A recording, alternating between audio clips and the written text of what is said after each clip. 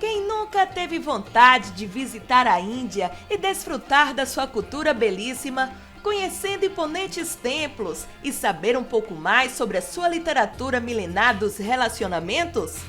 Olá, viajantes da história! No vídeo de hoje, vamos embarcar em direção à Índia Antiga para desvendar todos os segredos amorosos que escondem por lá. Tá curioso para saber quais são? Então já deixa seu super like e se inscreve. Agora, sem mais demora, vamos ao vídeo.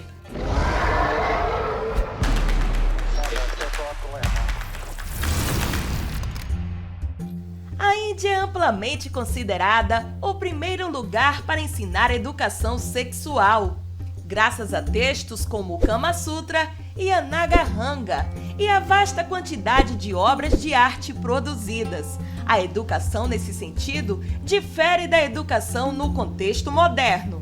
Os professores não estavam convocando aulas e criando currículos para educar as massas, mas sim autores, e em alguns casos até governantes.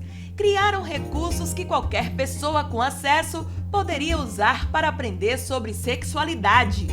Em vez de aprender sobre AIDS e preservativos, as pessoas na Índia usavam textos e arte para cultivar uma visão holística, desde o básico a ideias filosóficas complexas, como a sensualidade deve funcionar dentro e fora das relações. Aqueles que não são alfabetizados o suficiente para ler as lições do manual poderiam pelo menos aprender sobre o corpo humano, diferentes maneiras de se relacionar e posições a partir de ilustrações e esculturas. Kama, em sânscrito, que é uma língua ancestral do Nepal e da Índia, significa desejo, amor, prazer. Sutra, ensinamentos transmitidos em forma de regras, preceitos ou aforismos. Após pesquisas, a professora de História e autora Anne Hardgrove escreveu: o que é especialmente único sobre o livro é que ele mantém um foco especial em criar prazer para a mulher. Um homem que não consegue proporcionar e dar esses prazeres está sujeito ao recurso de uma mulher, ou seja, buscar prazer em outro lugar onde ela possa encontrá-lo. O autor do livro, Vatsyayana, estabeleceu um guia entre homem e mulher na Índia Antiga e queria que os leitores se comportassem nas relações mais do que o comportamento real das pessoas na época do seu lançamento, no século III d.C. A historiadora Anne Hardgrove relata que o estudo original da sexualidade fez o livro tornar-se a fonte de todas as compilações subsequentes, incluindo a Nagarjuna do século XV, que é uma versão revisada e se baseia nos princípios básicos do autor Vatsyayana. No entanto, devido à sua complexidade e ser bastante inacessível devido à sua escrita em sânscrito, o livro anterior, por muitos séculos, caiu na obscuridade. O Nagarjuna foi mais bem escrito do que seu antecessor pelo poeta hindu Kalyanamala e encomendado por Ladakhanan, um governante muçulmano. Estava facilmente disponível nos sultanatos muçulmanos da Índia da era medieval e ofereceu conselhos sobre casamento e relações. Merriam-Webster define o Tantra como uma das escrituras hindus ou budistas posteriores que lidam especialmente com técnicas e rituais, incluindo práticas meditativas e de relações, onde estabelece uma ligação física e espiritual para se chegar ao clímax da relação. Rituais tântricos são esotéricos e antigos. Suas raízes são enterradas profundamente no denso bosque da religião indiana, que entrelaçam o budismo, o hinduísmo, o jainismo, o brahmanismo e os Vedas.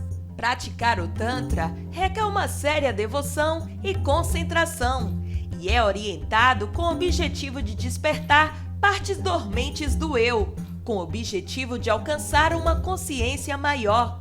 Em alguns casos, isso é alcançado, ou pelo menos em parte, através do ato.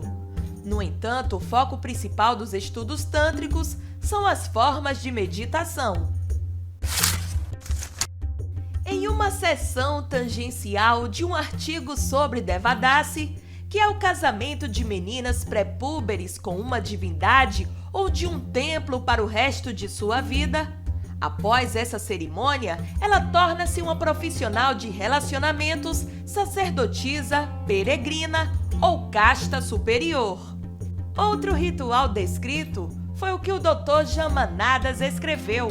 Um número igual de homens e mulheres se reúnem secretamente durante a noite. Sem qualquer pudor de casta ou relacionamento, se relacionam entre si. O ritual ainda é comum atualmente e envolve sentar em círculo, consumir carne, licor e peixe, realizar alguns gestos específicos e, por fim, a ação.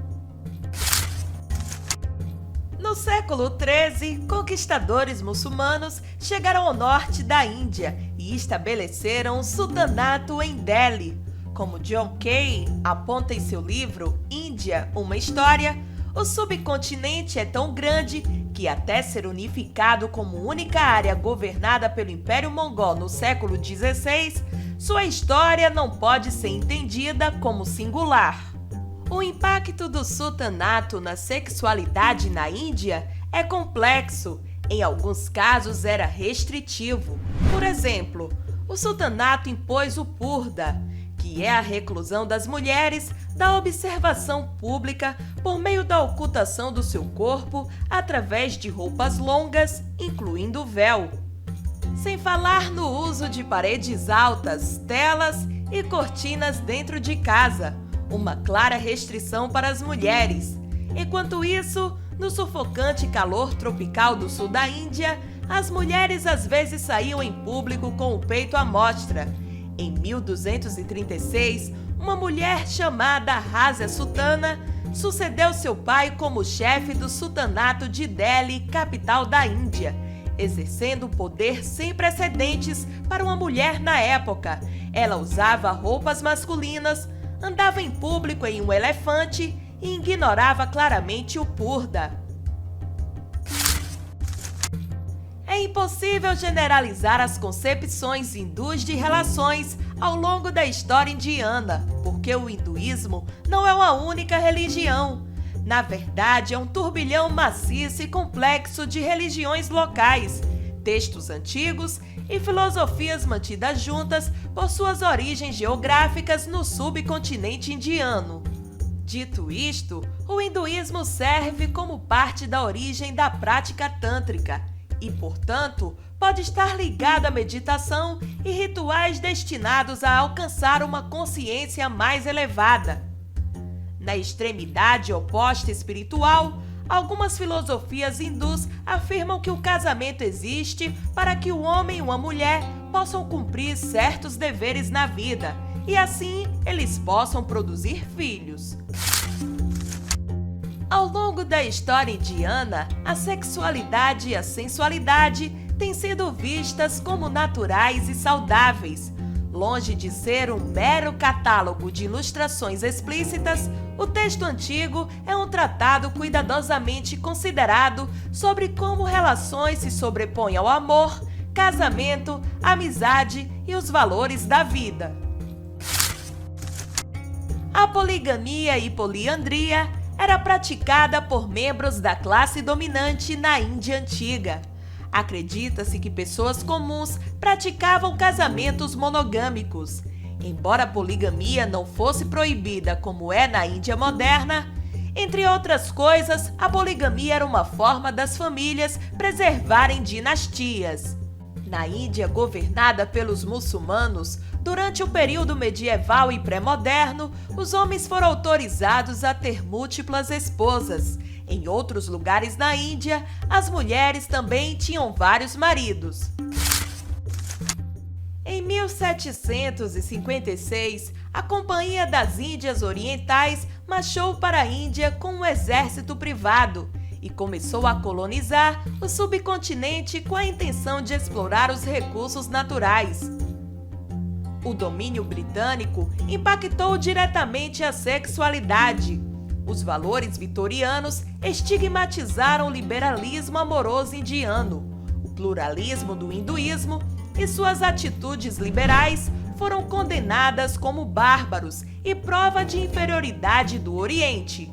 Ironicamente, os britânicos desenvolveram um grande interesse nos textos, a partir das traduções feitas pelo escritor e tradutor Richard Burton. Os britânicos também melhoraram a educação para meninas e mulheres, aumentaram a idade de consentimento e permitiram que as viúvas se casassem novamente, fazendo com que fossem quebrados alguns paradigmas culturais.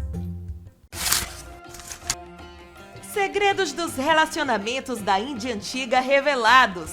Espero que tenham gostado bastante desse vídeo. Se gostou, já deixa seu super like e se inscreve no canal. E comente aqui embaixo qual o próximo tema que você quer ver aqui no canal. Um forte abraço! Nos vemos no próximo vídeo. Tchau!